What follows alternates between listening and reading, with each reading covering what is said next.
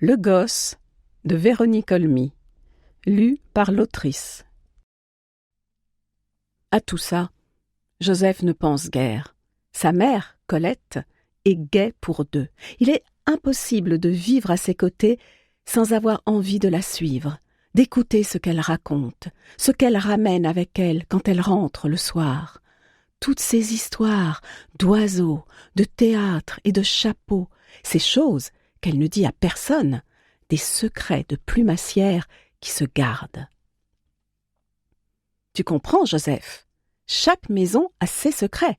C'est pour ça qu'on ne change pas de maison. Ce que je t'ai dit, tu n'en parleras jamais à personne. Tu me le promets. Il imagine sa mère dans cette maison au secret, entourée de tant d'autres filles, presque 50, et de très peu d'hommes, parce que plumassière, c'est pour les filles.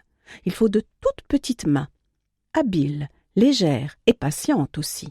Elles font tout le beau travail et laissent aux quelques hommes de la maison le tri des plumes, la teinture, les livraisons et l'entretien des machines. Et il imagine que ces hommes ressemblent à son père sur la photo du mariage.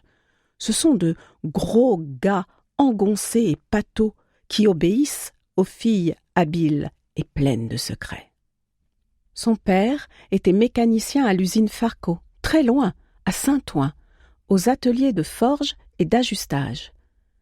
Quand ses collègues et lui sont partis à la guerre avec cet amour de la patrie, du drapeau et de Dieu qui les faisait chanter jusque sur le quai de la gare de l'Est, des femmes, avec des mains moins fines que celles de sa mère, sont venues les remplacer à l'usine et ont fabriqué de gros chars qui ont suivi les ouvriers dans la Somme. Quand il pense à ces femmes fabriquant des chars, il en a presque du dégoût. Elles étaient sûrement pleines de limailles de fer, de gras et de cambouis.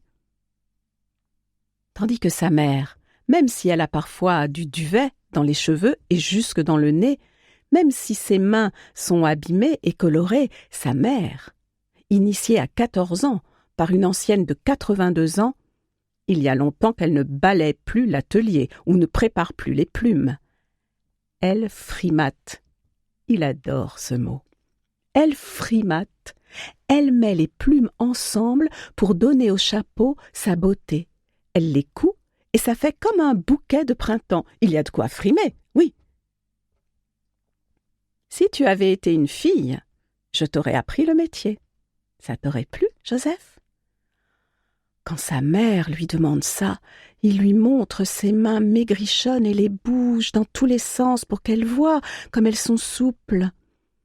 Mais elle fait non de la tête avec un air désolé qui n'est pas si désolé que ça. Et pour le consoler, elle lui dit « Tu as des mains d'artiste, mon Joseph.